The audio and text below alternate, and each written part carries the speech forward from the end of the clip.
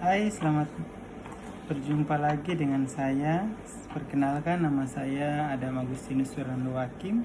Saya adalah SDM PKH dari Papua, dari Kabupaten Merauke. Di sini saya akan menjabarkan mengenai permasalahan stunting. Nah, apa itu stunting? Nah, stunting di sini adalah gagal tumbuh anak yang perkembangan anak tersebut tidak sesuai dengan anak seusianya. Mungkin bisa kita lihat di sini pada gambar di sini. Di sini ada 3 contoh anak yang usianya sama, tetapi pada saat pertumbuhannya yang di tengah ini tingginya tidak sesuai dengan anak yang ada di kiri kanannya. Nah, dikatakan stunting adalah seperti demikian. Kemudian penyebab stunting. Nah, di sini saya akan menjabarkan ada beberapa materi yang ingin saya jabarkan. Yang pertama, apa itu stunting yang tadi sudah saya jelaskan, kemudian penyebab stunting itu apa, dan juga pengaruh stunting terhadap anak maupun balita itu seperti apa, dampak stunting itu seperti apa, dan juga stunting itu bisa diobati atau tidak ya. Dan terakhir saya akan memberikan pesan-pesan dari video yang saya buat ini. Kita langsung saja pada penyebab stunting. Dalam stunting ini ada beberapa penyebab. Yang pertama yaitu kurangnya asupan gizi. Nah, asupan gizi ini seperti apa? Nah, asupan gizi di sini mungkin kita bisa lihat sama-sama. Di sini dikatakan 4 sehat 5 sempurna. Jadi mungkin kurangnya makanan pokok di sini mungkin kurang dikonsumsi. Mungkin yang seharusnya itu makan makanan bergizi, yaitu mungkin ada makanan pokok, kemudian ada sayur mayur, kemudian ada buah-buahan, dan juga ada lauk pauk, dan terakhir adalah susu. Tetapi di sini kadang masyarakat melupakan ini atau menganggap remeh asupan-asupan gizi seperti ini. Mereka berpikir, makan apa saja yang penting bisa hidup. Tidak seperti itu, tidak sesimpel itu.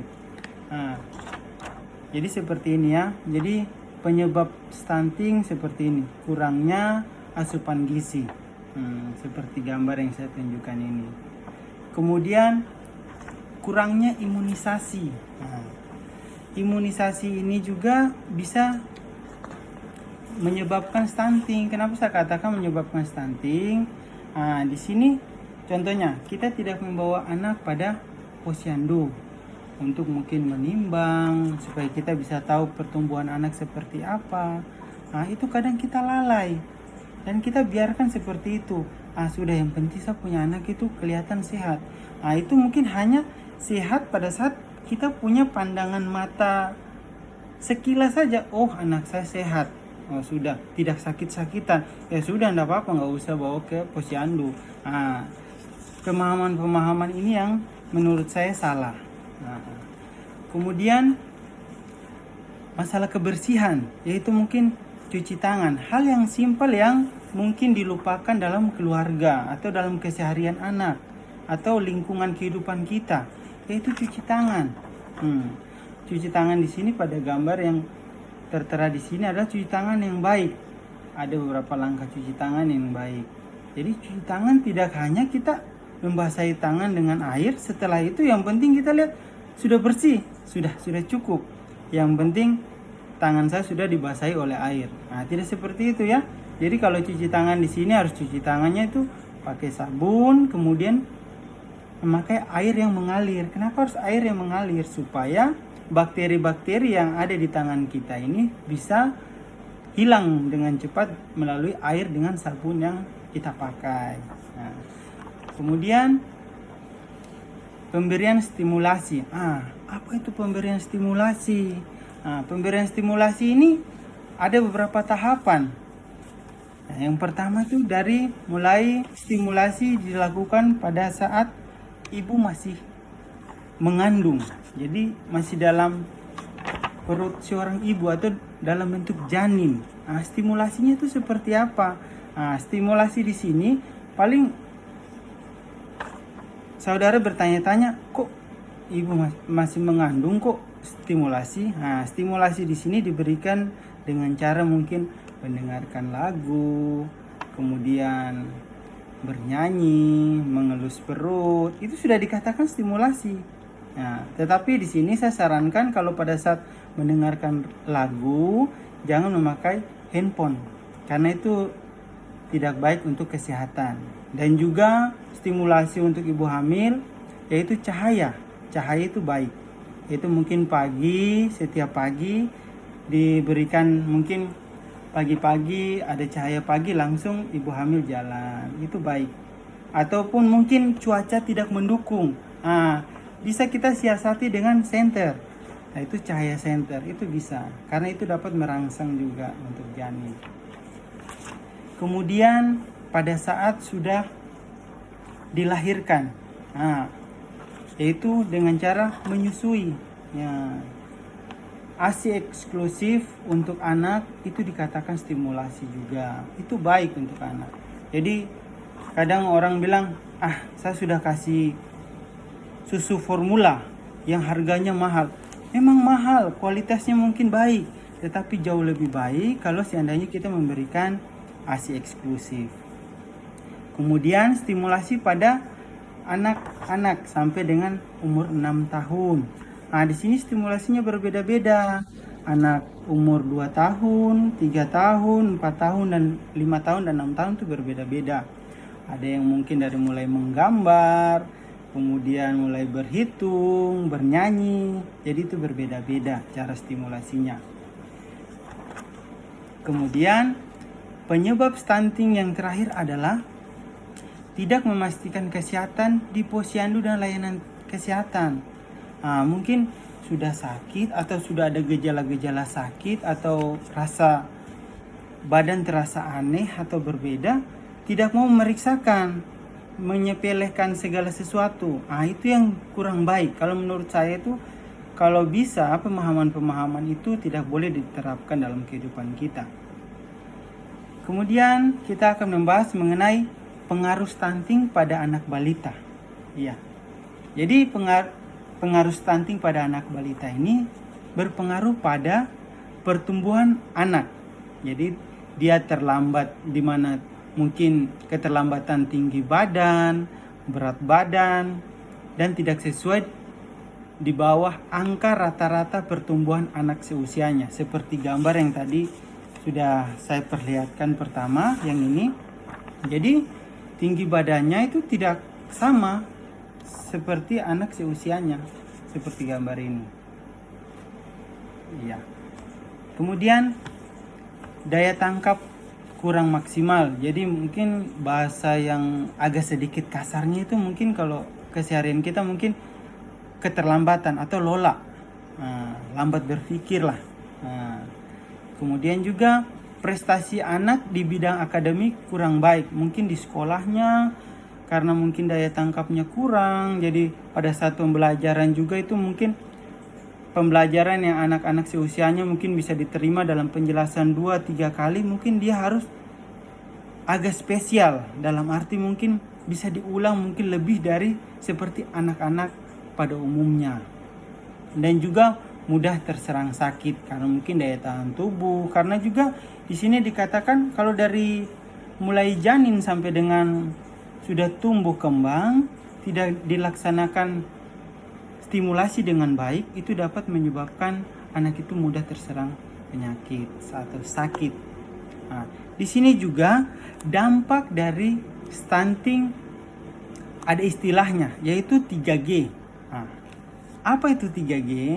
3G di sini adalah yang pertama, gagal tumbuh. Kemudian yang kedua, gagal kembang. Yang ketiga adalah gangguan metabolisme. Dari ketiga ini sangat penting. Gagal tumbuh itu apa? Seperti yang tadi saya jabarkan, sudah saya sampaikan bahwa mungkin tinggi badannya, berat badannya tidak sesuai. Itu menurut pertumbuhan dari grafik pertumbuhan. Itu seperti itu. Kemudian juga gagal tumbuh ini juga seringkali kita lihat itu mungkin tidak sesuai dengan anak seusianya, yang tadi juga sama yang saya katakan itu karena apa? Disebabkan oleh nutrisi dan stimulasi yang kurang memadai.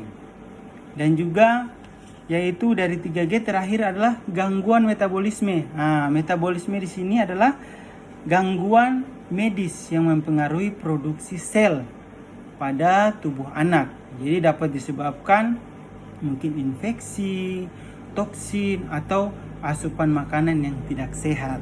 Nah, stunting ini tidak dapat diobati, tetapi bisa dicegah. Kenapa saya katakan demikian? Karena pencegahan ini dimulai dari keluarga. Jadi dari lingkup keluarga itu adalah garda utama pencegahan dari stunting ini melalui dari memperhatikan gizi anak sejak 1000 HPK. Apa itu 1000 HPK? Itu 1000 HPK adalah hari pertama kehidupan. Nah, jadi itu harus diperhatikan mulai dari janin hingga bayi berusia 2 tahun. Itu sangat penting. Ibu hamil harus makan makanan bergizi. Ya, makanan bergizi seperti tadi yang tadi sudah saya perlihatkan, yaitu seperti ini. Nah, makanan bergizi ini perlu untuk ibu hamil. Ini diharuskan dan wajib. Nah, kemudian ibu hamil harus memeriksakan 4 kali kesehatannya itu di posyandu atau layanan kesehatan. Nah, harus 4 kali itu minimum, bukan maksimal tapi minimum. Nah, dan juga harus minum TTD, nah, yaitu tablet tambah darah. Nah, jadi pesan penting dari video yang saya buat ini mengenai permasalahan stunting adalah ingat, yaitu jaga kebersihan, yaitu seperti mungkin buang air pada jamban seperti begini, seperti pada gambar ini. Kemudian pemberian stimulasi yang sudah saya jelaskan tadi, dan juga mengakses layanan masyarakat dan informasi yang tepat. Nah, dan juga jika ada anak stunting di lingkungan kita, tolong atau mohon dengan sangat laporkan pada SDM Kesos. Nah, SDM Kesos itu seperti mungkin pendamping PKH atau pemberi bantuan dari Kementerian Sosial. Itu cepat dilaporkan supaya ditindaklanjuti. Nah, kemudian yang kedua, memberikan nutrisi dan gizi yang baik. Itu penting ya. Ketiga adalah memberikan stimulasi pada anak. Yang tadi sudah saya sampaikan, mulai dari hamil sampai dengan anak umur 6 tahun. Yang keempat adalah tidak memberikan pelabelan atau mungkin dikatakan mungkin dalam keseharian kita karena dia stunting atau berbeda dengan anak yang lainnya, kita bilang dia pendek, cebol dan lain-lain. Itu tidak boleh ya, karena itu dapat mengganggu dari mental anak itu tersebut. Ya, mungkin ini saja yang dapat saya sampaikan dalam video saya ini. Kurang dan lebihnya saya harap bisa bermanfaat bagi yang menonton video ini. Jangan lupa video ini di like, subscribe, dan di share videonya. Mungkin itu saja. Terima kasih. Salam dari saya dari Kabupaten Merauke, SDM PKH. Bye-bye.